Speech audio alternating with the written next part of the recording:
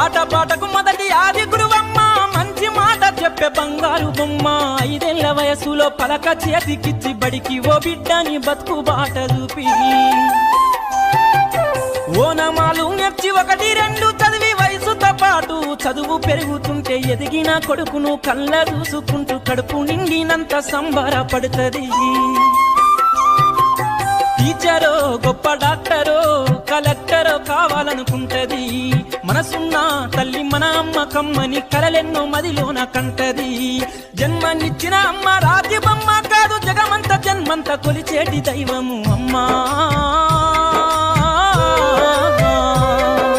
కమ్మనైన అమ్మ పాట వింటే ఎంత మధురమో, మనసుకు కాదు మరువతరము.